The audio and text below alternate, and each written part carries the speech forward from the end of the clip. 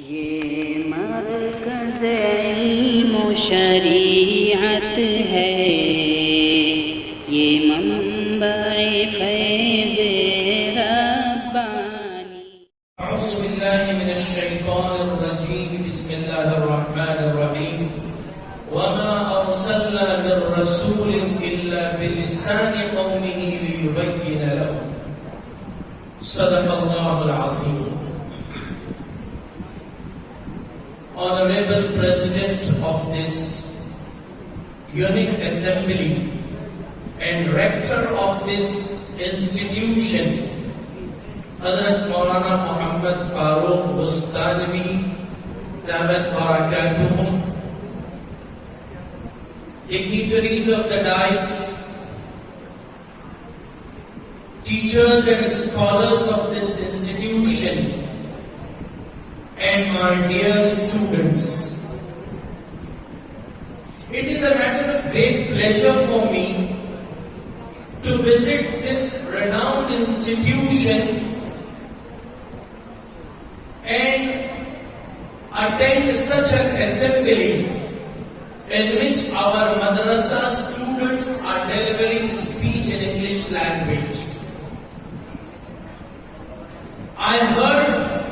I listened your English speeches, and in fact I am very glad to say that our students have made great effort,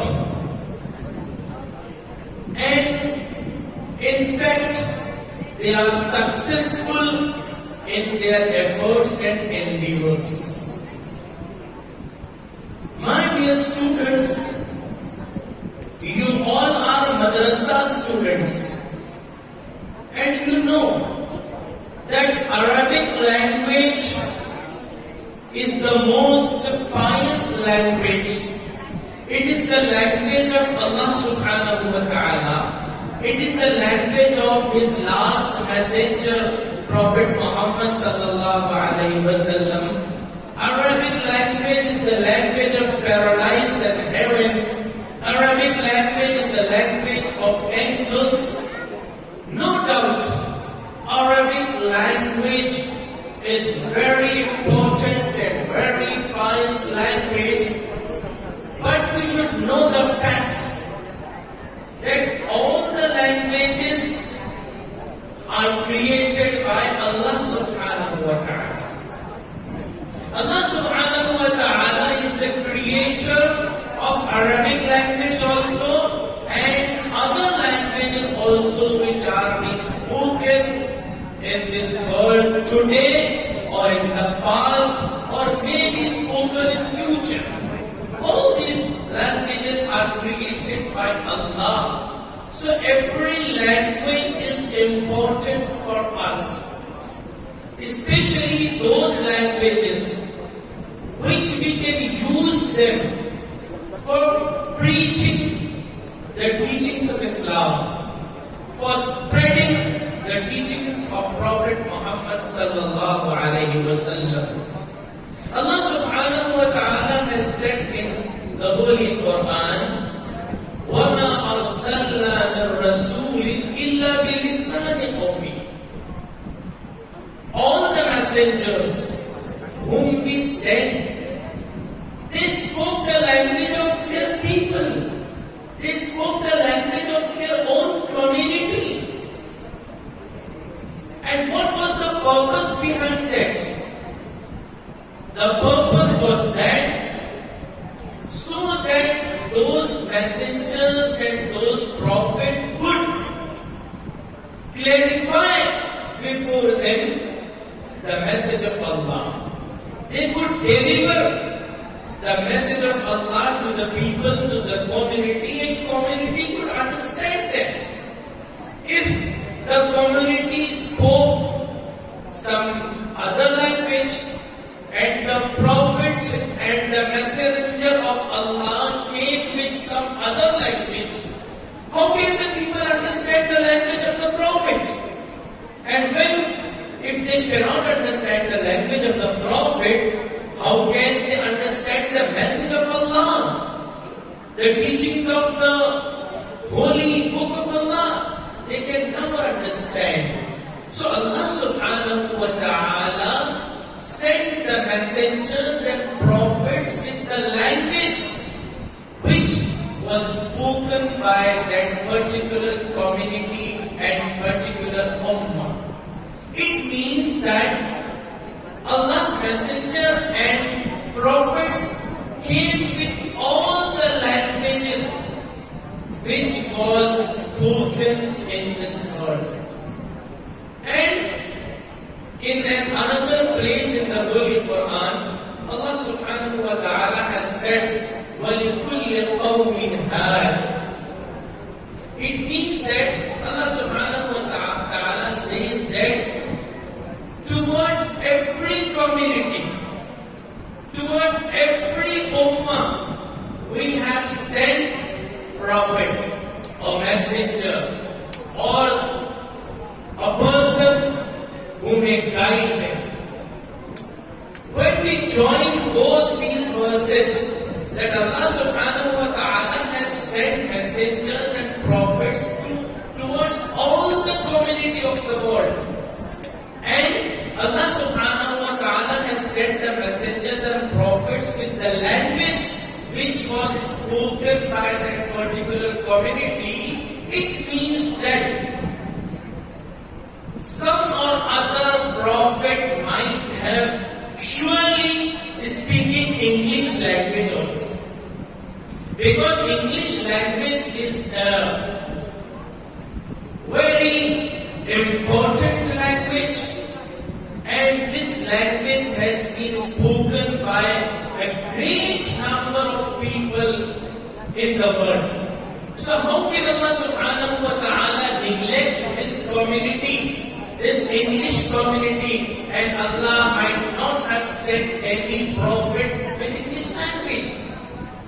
So we say that prophets and the messengers of Allah subhanahu wa ta'ala came with Ibrani language also, with Suryani language also, with English language also, and the last prophet, Prophet Muhammad sallallahu alaihi wasallam, came with Arabic language.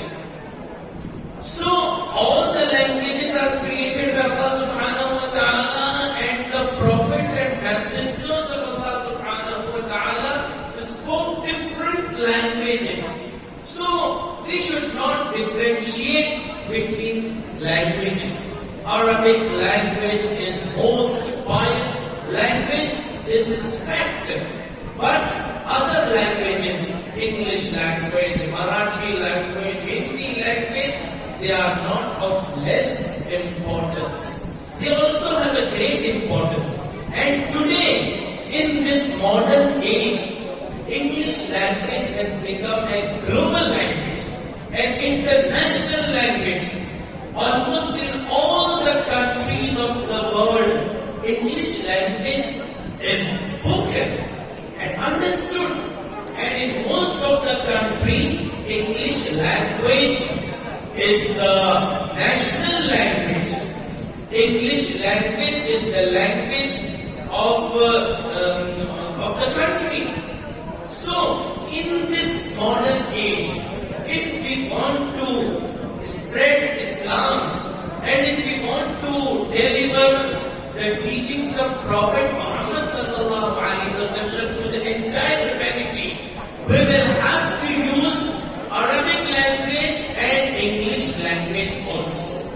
Both these languages, Arabic and English, they cover the entire world and all of the countries in this era, in this age. If you want to spread Islam in America, in Great Britain, in France, in Australia, and in Western countries, what you will have to do? You will have to speak English language. You will have to deliver the message in English language to them. Otherwise, they will not understand your Urdu language. They will not understand your Arabic language. So you will have to speak English language with them. And that was the sunnah of the prophets.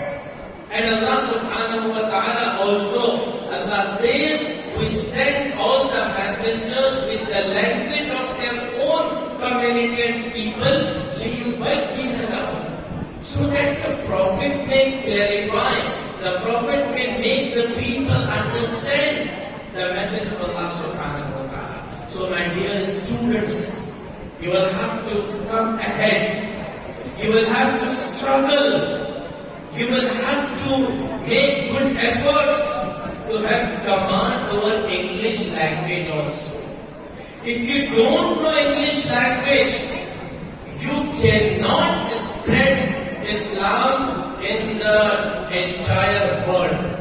And this is a great mission of ulama to spread Islam in the entire world. Because Allah subhanahu wa ta'ala says, كُنْتُمْ خَيْرَ أُمَّةٍ أُخْرِجَتْ لِلنَّاسِ. You are the best nation. You are the best ummah raised ever for the benefit of entire humanity, for the benefit of entire mankind. تَأْمُرُونَ بِالْمَعْرُوفِ وَتَنْهَوْنَ عَنِ الْمُنكَرِ. You command the right, the fair things, and you forbid the wrong and the unfair things. وَتُؤْمِنُونَ بِاللَّهِ, and you believe in Allah subhanahu wa ta'ala. So we are the best nation, and we have been created especially for the benefit of entire humanity. And the greatest thing which we can give to the entire humanity, it is Islam, it is Iman, it is the teachings of Holy Quran, and we cannot give these things to entire humanity except using the English language and Arabic language. So my dear students, you should recognize, you should realize the importance of English language. And if your intention is good, and you are learning English language to preach Islam and to spread the teachings of Prophet Muhammad sallallahu alaihi wasallam, you will be rewarded by Allah subhanahu wa ta'ala. You will be rewarded by Allah subhanahu wa ta'ala.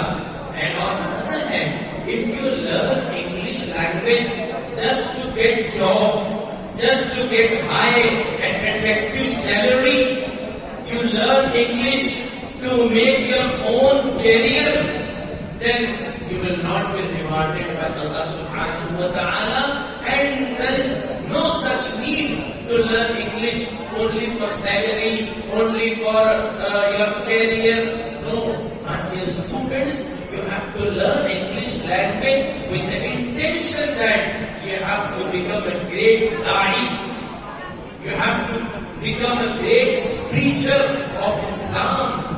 And you have to deliver English speeches among the intellectuals, among the literate peoples, those who do not understand except English language. And today, in this modern age, even the Muslim intellectuals are not impressed until and unless you don't speak in English language.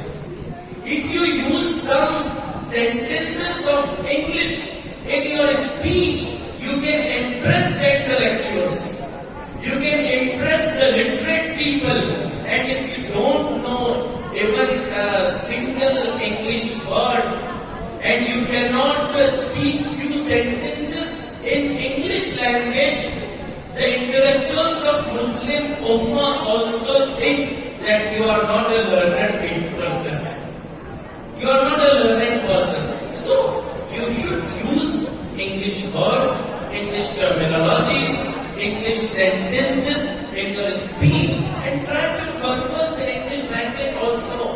All these things with the intention to spread Islam and to spread the teachings of Prophet Muhammad sallallahu alaihi wasallam. I hope that you will struggle hard in this field, and you will try to have command over English language in speaking also, in writing also, in reading also, and we will try to make your pronunciation also better and best, because pronunciation is also very important.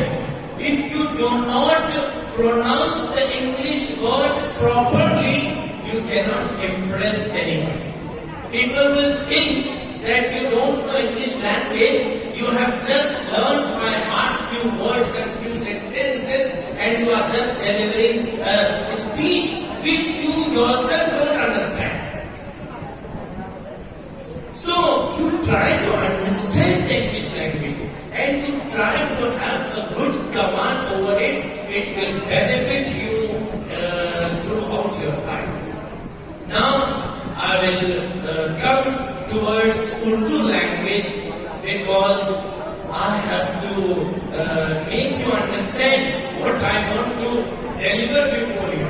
I know that most of the students, they are small, they are in primary classes, they cannot understand English language. So I will come towards Urdu language and try to deliver what I want before you in Urdu language. قابل احترام حضرت مولانا فاروق بستانی صاحب دامت برکاتہم، حضرات اساتذہ کرام، علماء کرام اور اسکولوں کالجز کے ہمارے پرنسپل حضرات، ٹیچر حضرات اور اسٹوڈنٹس، میرے لیے خوشی اور مسرت کی بات ہے کہ آج جامعہ عمر ابن خطاب کے اس عظیم الشان کیمپس میں حاضر ہو کر میں آپ کے روبرو ہوں اور انگریزی اور عربی زبان کی دعوتی نقطہ نظر سے جو افادیت ہے اس پر میں آپ سے گفتگو کروں اور اپنے ان عزیز طلبہ سے گفتگو کروں. حاضرین گرامی، موجودہ دور میں، موجودہ عہد میں اسلام کی تبلیغ و اشاعت کے لیے ہم کو وہ زبان اپنانی پڑے گی، وہ اسلوب اور انداز تکلم اور انداز تحریر اپنانا پڑے گا جس کو زمانہ سمجھتا ہے. اور میں نے ابھی اپنی انگریزی تقریر میں اسی بات کو ثابت کیا تھا کہ اللہ تبارک و تعالیٰ کے ارشاد ہے کہ وَمَا أَرْسَلْنَا مِن رَّسُولٍ إِلَّا بِلِسَانِ قَوْمِهِ، کہ ہم نے کسی رسول کو نہیں بھیجا مگر اس کی اپنی قوم کی زبان کے ساتھ. یعنی جو زبان قوم بولا کرتی تھی اسی زبان میں پیغمبر بھیجے جاتے تھے. اور دوسری جگہ اللہ کیوں ایسا کیوں تھا؟ تاکہ پیغمبر ان کے سامنے اللہ کے پیغام کو وضاحت کے ساتھ پیش کر سکے. اگر قوم کی زبان الگ اور پیغمبر کی زبان الگ ہو تو آپ اندازہ لگائیے کہ پیغمبر کی باتیں قوم کو کس طرح سمجھ میں آئے. اور جب قوم کو پیغمبر کی زبان سمجھ میں نہیں آئے گی تو ان کی بات سمجھ میں نہیں آئے گی، بات سمجھ میں نہیں آئے گی تو مشن سمجھ میں نہیں آئے گا اور تبلیغ دین کا حق ادا نہیں ہو سکے گا. اس لیے اللہ تبارک و تعالیٰ کی یہ سنت رہی ہے کہ تمام پیغمبروں کو انہی قوم کی زبانوں میں بھیجا جاتا تھا. اب حضرت آدم علیہ السلام سے لے کر پیغمبر عربی محمد صلی اللہ علیہ وسلم تک 1,24,000 انبیاء کرام آئے تو وہ الگ الگ قوموں میں آئے. ان الگ الگ قوموں کی الگ الگ زبانیں تھیں. ان الگ الگ زبانوں میں پیغمبر آئے تو آپ اندازہ لگائیے 1,24,000 پیغمبر آئے تو وہ سینکڑوں اور ہزاروں زبانوں میں آئے. اور اللہ تبارک و تعالیٰ کے ارشاد ہے کہ وَلِكُلِّ قَوْمٍ هَادٍ، ہر قوم کی طرف ہم نے ہادی بھیجا، ہر قوم کی طرف ہم نے پیغمبر اور رسول کو بھیجا. ظاہر ہے کہ اللہ تعالیٰ کسی قوم کو نظر انداز نہیں کر سکتے ہیں. تو ہر قوم میں پیغمبر آئے اور ان کی زبان میں آئے تو یقیناً اللہ کا کوئی نہ کوئی پیغمبر رہا ہوگا جو انگریزی زبان لے کر آئے ہوں، جنہوں نے انگریزوں تک اللہ کے پیغام کو پہنچایا ہوگا. اس طرح ہم کہہ سکتے ہیں کہ بعض پیغمبروں کی زبانیں انگریزی رہی ہوگی، بعض پیغمبروں کی زبانیں سنسکرت رہی ہوگی، بعض پیغمبروں کی زبانیں اور وہ قدیم زبانیں رہی ہوں گی جو اس دور میں بولی جاتی تھی. اس لیے یہ جو زبانیں ہیں یہ اللہ کی مخلوق، یہ اللہ کی مخلوق ہے، یہ اللہ کی تخلیق کردہ ہیں، اور جب وہ اللہ کی پیدا کی ہوئی ہیں تو ظاہر ہے کہ ہم ان کو حقارت کی نظر سے نہیں دیکھ سکتے، ہم ان سے بیزاری کا اظہار نہیں کر سکتے۔ انگریزی سے اگر ہم بیزاری کا اظہار کر رہے ہیں تو گویا ہم اللہ کی ایک نعمت کا انکار کر رہے ہیں۔ یہ زبان بھی اللہ کی نعمت ہے، تو ہم کو اس کا انکار نہیں بن پڑ سکتا، اور ہم اس سے بیزاری کا اظہار نہیں کر سکتے۔ اور آج کا جو موجودہ دور اور عہد ہے اس میں وہ زبان تو انتہائی ضروری ہو چکی ہے۔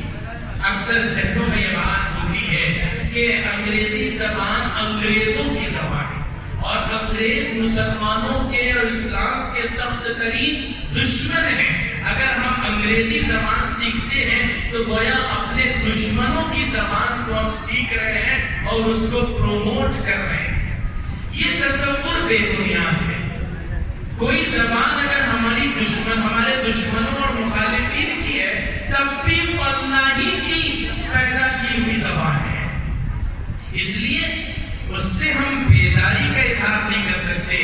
آپ دیکھیے اللہ کے رسول صلی اللہ علیہ وسلم کے زمانے میں جو یہودی تھے ان یہودیوں کی زبان عبرانی زبان تھی، اور اللہ کے رسول صلی اللہ علیہ وسلم نے اپنے صحابہ میں سے ایک صحابی حضرت زید رضی اللہ عنہ کو ہدایت دی کہ تم عبرانی زبان سیکھو۔ ایک واقعہ پیش آیا تھا کہ یہودیوں نے اپنی مذہبی کتاب کی عبارتوں کے حوالے سے رسول اللہ صلی اللہ علیہ وسلم کو گمراہ کرنا چاہا تھا، ایک غلط بات اور غلط دلیل پیش کرنی چاہیے تھی۔ اس وقت حضرت عبداللہ ابن سلام رضی اللہ عنہ جو یہودی تھے اور مسلمان ہو چکے تھے، انہوں نے بتایا کہ یہ تمہاری بدماشی ہے، یہ عبرانی زبان کے اندر اور اس کتاب کے اندر یہ فقرہ موجود ہے جس کو تم چھپا رہے ہو اور رسول اللہ صلی اللہ علیہ وسلم سے غلط بیانی کر رہے ہو۔ حضرت عبداللہ ابن سلام نے اس کی طرف نشاندہی کی۔ ایک مفصل واقعہ ہے جس کو میں یہاں بیان کر نہیں سکتا وقت کی تنگی کے باعث، اور پھر رسول اللہ صلی اللہ علیہ وسلم نے محسوس کیا کہ اگر ہمارے درمیان عبرانی زبان کے جاننے والے نہیں ہوں گے تو یہ یہودی اسی طرح ہمیں دھوکہ دیں گے، یہ ہمارے ساتھ بدماشیاں کریں گے، اور پھر یہودیوں سے بھی خط و کتابت کی معاہدات کرنے کی ضرورت پیش آتی تھی۔ آپ صلی اللہ علیہ وسلم نے صحابی رسول کو حکم دیا کہ تم عبرانی زبان سیکھو۔ حضرت زید رضی اللہ عنہ نے صرف 40 دن کے اندر عبرانی زبان سیکھی۔ اب دیکھیے کہ یہ عبرانی زبان یہودیوں کی زبان ہے، اور یہودیوں کے بارے میں قرآن پاک کہتا ہے ان اشد الناس عداوۃ للذین آمنوا الیہود، کہ ایمان والوں کے بدترین اور سخت ترین دشمن یہودی ہیں۔ تو وہ مسلمانوں کے سخت ترین دشمن تھے اور ہیں، لیکن اس کے باوجود اللہ کے رسول صلی اللہ علیہ وسلم نے عبرانی زبان سیکھنے کا حکم دیا ایک صحابی کو، اور صحابی نے اس پر عمل کیا اور اس کے ذریعے ایک قومی اور ملی ضرورت پوری کی۔ حضرت سلمان فارسی رضی اللہ عنہ فارس کے پرشین کے رہنے والے تھے۔ قرآن مجید کی سورہ فاتحہ کا سب سے پہلا ترجمہ جو عربی سے کسی اور زبان میں کیا گیا وہ حضرت سلمان فارسی رضی اللہ عنہ کا عربی سے سورہ فاتحہ کا فارسی میں ترجمہ ہے۔ تو غیر عربی زبان میں ترجمے کی شروعات خود عہد رسالت میں ہو چکی تھی۔ اس سے اندازہ لگتا ہے کہ دیگر زبانوں کو بھی رسول اللہ صلی اللہ علیہ وسلم اہمیت دیا کرتے تھے۔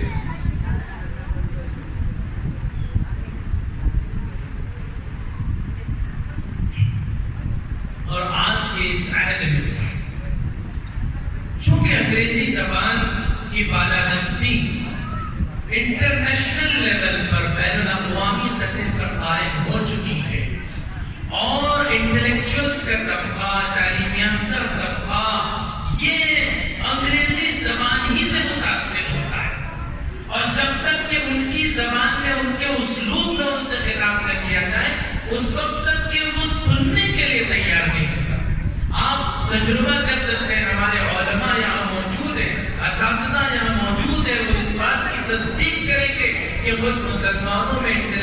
معاصر تعلیم یافتہ طبقہ یہ علماء کو خاطر میں نہیں لاتا اس وقت تک کہ جب علماء انگریزی میں ان سے خطاب نہ کریں یا انگریزی جملوں اور ٹرمینالوجیز کو استعمال نہ کریں اور بہت گہرائی کے ساتھ گہرائی کے ساتھ مدلل انداز میں بیان نہ کریں، اس وقت تک کہ وہ خاطر میں نہیں لاتے۔ اور پھر رہی بات برادران وطن کی، تو برادران وطن تک پوری انسانیت تک اللہ کے دین کو پہنچانے کی ذمہ داری بطور خاص ہم علماء پر ہے، اور طلبہ مدارس دینیہ اور اسی راستے پر چل رہے ہیں کہ کل انہیں عالم دین بننا ہے، داعی اسلام بننا ہے، تو ان کے لیے بھی انتہائی ضروری ہے کہ اس زبان کو وہ اپنائیں۔ اور میں اپنا تجربہ بتلاتا ہوں کہ انگریزی زبان میں تھوڑی سی شدھ بدھ اور انگریزی زبان پر تھوڑے سے تکلم کے باعث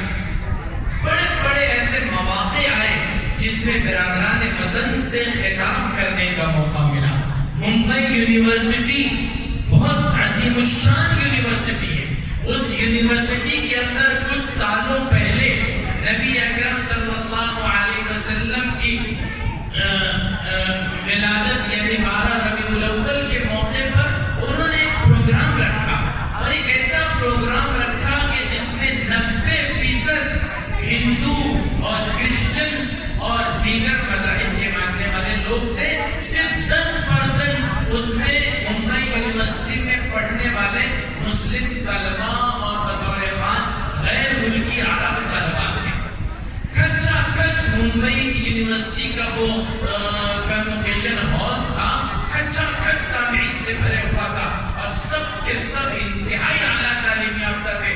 الحمدللہ ان کے درمیان مجھے خطاب کرنے کا موقع ملا، اور اس خطاب کے اندر جب میں نے انگریزی زبان، انگلش ٹرمینالوجیز اور اصطلاحات اور انگریزی جملوں کا استعمال کر کے، اور پھر ساتھ ساتھ ہندی زبان کا استعمال کر کے جب میں نے ان کے سامنے نبی اکرم صلی اللہ علیہ وسلم کی زندگی کے حالات کو رکھے، تو آپ یقین کیجئے ہماری تقریر کے بعد بڑے بڑے اعلیٰ تعلیم یافتہ ہندو اور عیسائی حضرات یہاں کر مسافے کرنے لگے، اور غیر مسلم خواتین جو ہے وہ پیر پڑنے لگی، اور اپنے گہرے تاثر کو انہوں نے اظہار کیا کہ پروفیٹ محمد صلی اللہ علیہ وسلم کی زندگی کو آج ہم نے سمجھا۔ اور پھر اسی ممبئی یونیورسٹی کے پارک میں ہم لوگوں نے مغرب کی نماز ادا کی، اور وہ مغرب کا وقت ہو چکا تھا۔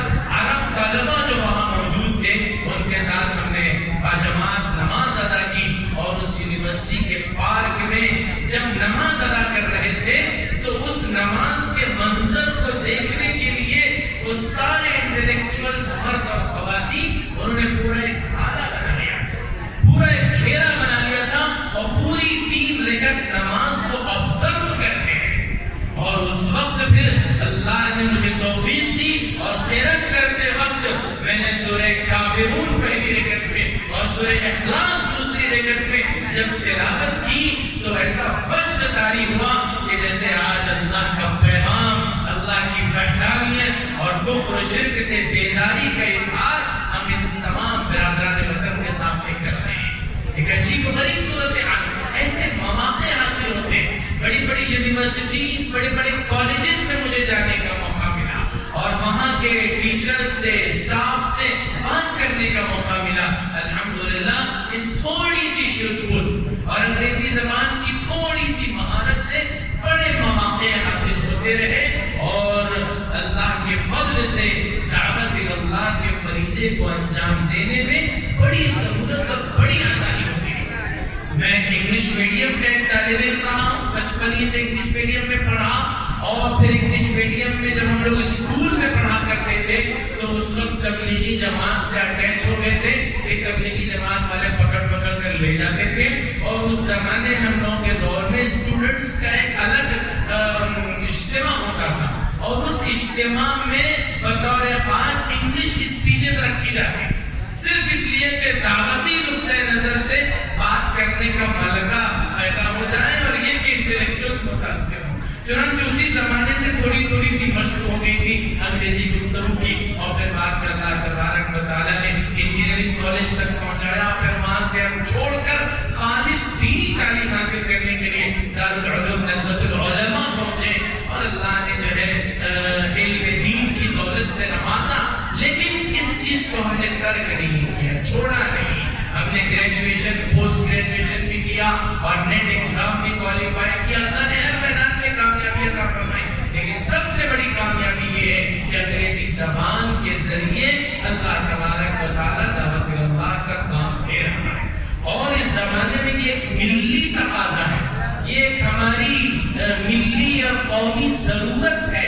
اگر ایسے علماء تیار نہیں ہوئے جو انگریزی زبان میں رسوخ رکھتے ہوں تو ہمارے بہت سے ملی کوز رک جائیں.